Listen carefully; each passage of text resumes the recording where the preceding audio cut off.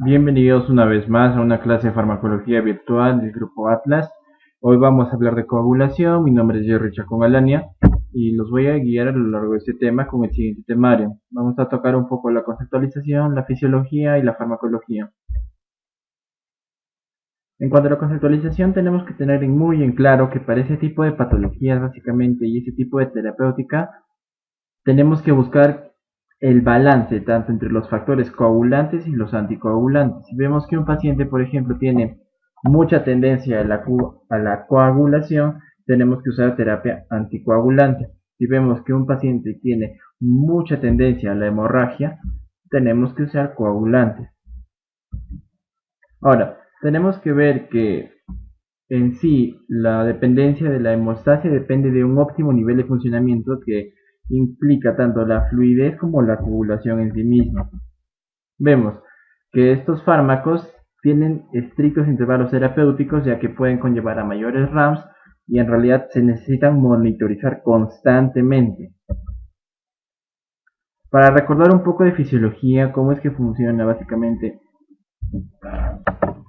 Para recordar un poco de fisiología, cómo es que en realidad funciona la vía de la activación de la coagulación, tanto de la cascada extrínseca e intrínseca de los factores de coagulación, así como la agregación plaquetaria, tenemos que recordar un poco que tenemos aquí nuestro endotelio vascular, todo tranquilo, y aquí en el nivel de abajo, en la parte de abajo, vemos que nuestro endotelio está destruido y está expuesto. Al estar expuesto, básicamente vamos a ver que está expresado el factor tisular, así como el colágeno y el factor von Willebrand. La interacción del factor tisular con el factor 7 lo va a activar, condicionando que sucedan reacciones en las cuales se active el factor 10, el factor 9, tanto sea por vía intrínseca como extrínseca, con la colaboración del factor 8. Y quizás uno de los más importantes tenemos a la protrombina, es decir, el factor 2 no activado, que al momento de ser activado por el factor 5 activado nos va a dar lo que es la trombina. Ahora, el colágeno y el factor von Willebrand interactúan con ciertos receptores dentro de la plaqueta. Estos van a ser la proteína GP1A2A para el colágeno y la GP1B para el factor von Willebrand. Esa de aquí, la GP1A2A, va a interactuar tanto con una COX-1 como con otro receptor que es una GP2B3A. Ahora, van a haber distintas reacciones dentro de la plaqueta que van a condicionar un aumento del ADP. Ahora, la trombina también va a actuar a nivel de otros receptores dentro de las plaquetas, los receptores PAR1/PAR4, los cuales van a condicionar mayor actividad de la proteína GP2B3A y a la vez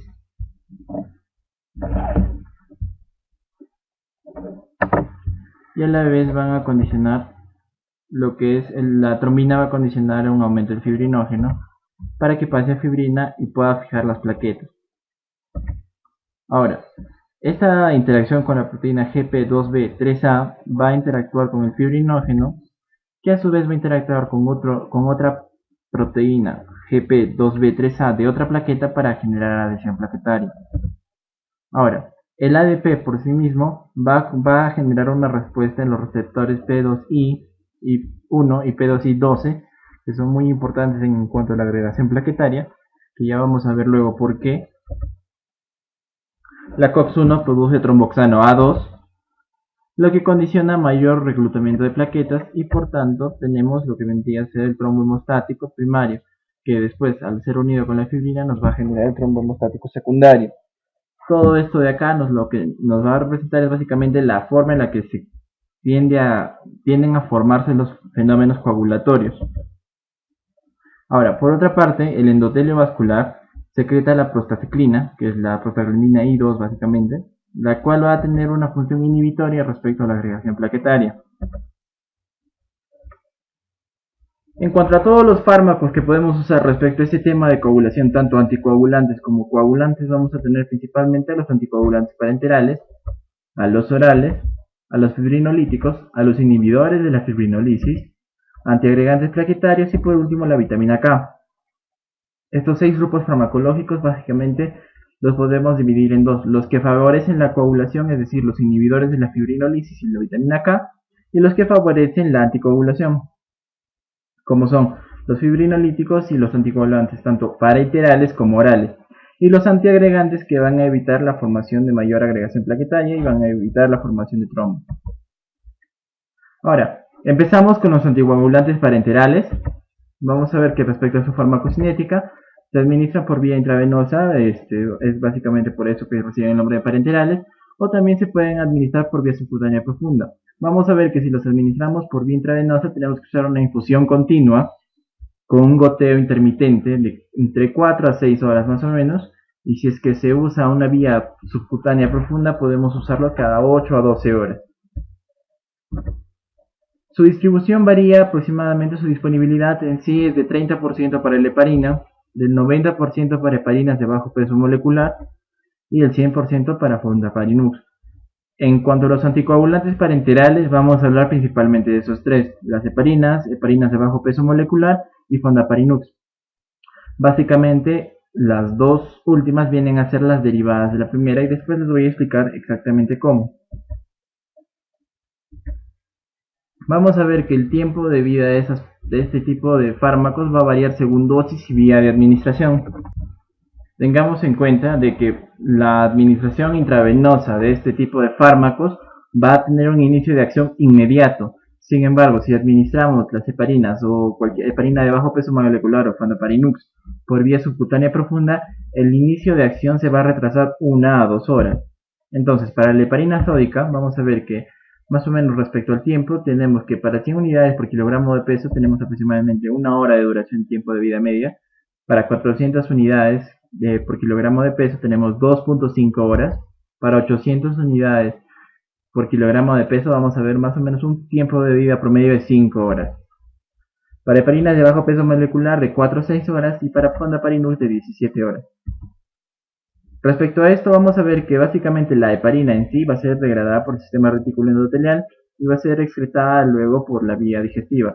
Sin embargo, la heparina de bajo peso molecular y el fondaparinux va a tener principalmente una excreción urinaria. Por tanto, hemos de considerar que este tipo de fármacos no es recomendable su uso en pacientes que padezcan enfermedad renal crónica con una depuración menor a 30 ml por minuto. Por tanto, hay que evitar en lo frecuente usar heparinas de bajo peso molecular o fondaparinux, o en caso contrario un paciente necesite coagulación y tiene enfermedad renal crónica con un estadio 4 en adelante, tenemos que usar heparina sódica de preferencia.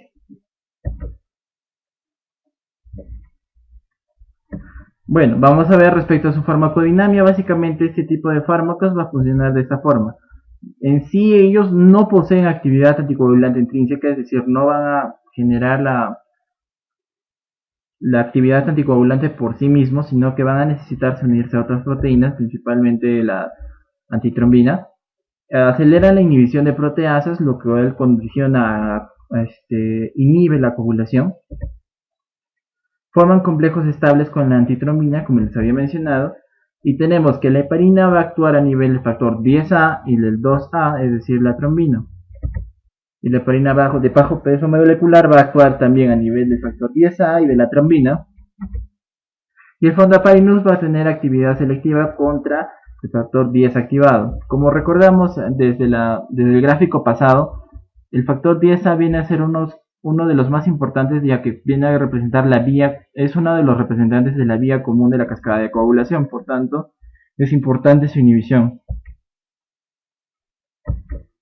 Tenemos a nuestra heparina, que básicamente acá lo que nosotros podemos ver es un pentasacárido. Este pentasacárido va a servir como un ganchito que se va a unir justo a la antitrombina.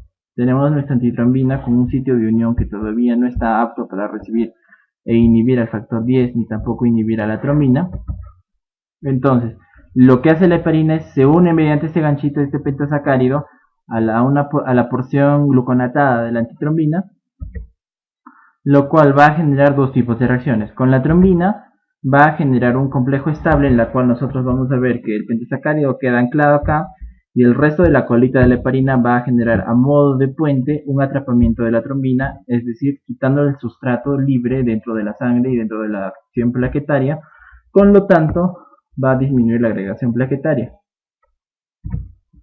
Ahora, Otra de las vías que puede tomar la unión de ese tipo de la heparina a la antitrombina va a ser que al momento de cambiar la conformación de su receptor, del bucle de receptor, va a generar una mayor actividad y afinidad por el factor 10 activado, lo cual va a condicionar que este se va a unir a esto y lo va a inactivar constantemente, es decir, va a tener una mayor rapidez de inactivación para ese tipo de compuesto. Ahora, por otro lado tenemos a nuestra heparina y a nuestra comparación tenemos nuestra heparina de bajo peso molecular. Como su mismo nombre lo dice, la heparina de bajo peso molecular es eso, exactamente, una heparina que tiene bajo peso molecular por tener menor cantidad de cadenas proteicas. Esta también posee un pentasacárido que se va a unir a la antitrombina, condicionando una modificación del bucle receptor, lo cual también nos va a condicionar a dos tipos de reacciones, una en la que vamos a ver que va a interactuar con la trombina y otra con la del factor 10 activado. Con la trombina, el efecto que posee es mínimo, ya que no llega a cumplir la función de puente que veíamos anteriormente y no lo llega a sellar, por así decirlo, pero sí llega a cubrirlo en cierta forma y puede inhibirlo en cierto porcentaje, más no es la principal función que posee este. Sin embargo, la mejor función que posee esta es la de, al cambiar el movimiento, el bucle de receptor para el factor desactivado, va a generar una inhibición constante. Y debido a su tiempo de vida media, resulta muy útil en cierto tipo de pacientes. Ahora, tenemos aparte nuestra heparina y por último nuestra fondaparinux, que como veremos básicamente viene a ser el pentasacárido, que al momento de actuar con la antitrombina lo que va a generar es el cambio en el bucle receptor. Ese cambio en el bucle receptor lo que va a generar es que esté constantemente unido a factores desactivados, constantemente inhibiéndolos. Por tanto, la función, como se había mencionado, tiene selectividad del fondaparinux por el factor 10 activado. Respecto a sus reacciones adversas, vamos a ver que son principalmente la hemorragia. Respecto a la heparina, se da básicamente, las reacciones hemorrágicas se dan en mayor cuantía con la heparina que con la heparina de bajo peso molecular. Tenemos que tener en cuenta que esta es dosis dependiente, tenemos que monitorizar, por eso como les mencionaba, una dosis un intervalo terapéutico muy ceñido, y básicamente podemos hacer el seguimiento de este tipo de anticoagulación con el TTPA. Ahora, tengamos en cuenta que incluso hay pacientes que presentan hemorragia con valores de TTPA normal, por tanto, pese a que pueda ser un buen indicador, no es un indicador totalista, por tanto, lo mejor es tratar de calcular bien las dosis respecto al uso de estos fármacos.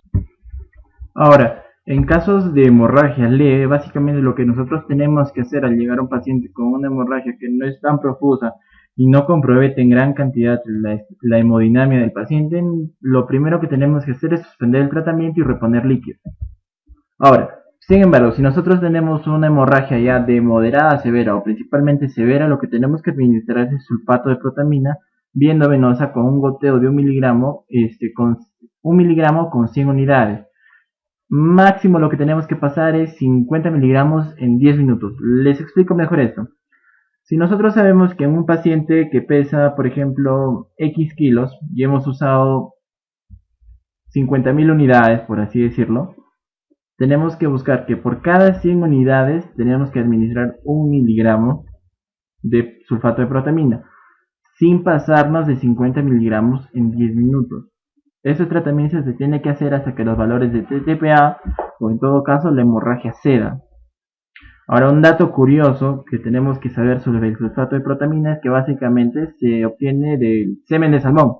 Sí, es de semen de salmón en realidad. Básicamente las principales RAMs que tiene el sulfato de protamina vienen a ser la vasoconstricción pulmonar y ciertos fenómenos ateroembólicos. Asimismo puede condicionar disfunción del ventrículo derecho, hipotensión sistémica y incluso en algunos casos se puede presentar agranulocitosis. Ahora, vemos otra de las RAMs que condicionan el uso de ese tipo de fármacos, vienen a ser la de trombocitopenia, principalmente por heparina, en segundo lugar las heparinas de bajo peso molecular, y como mayor seguridad tenemos al fondaparinux, que sí se ha reportado que causa trombocitopenia, pero no es en tantos casos como lo hace la heparina.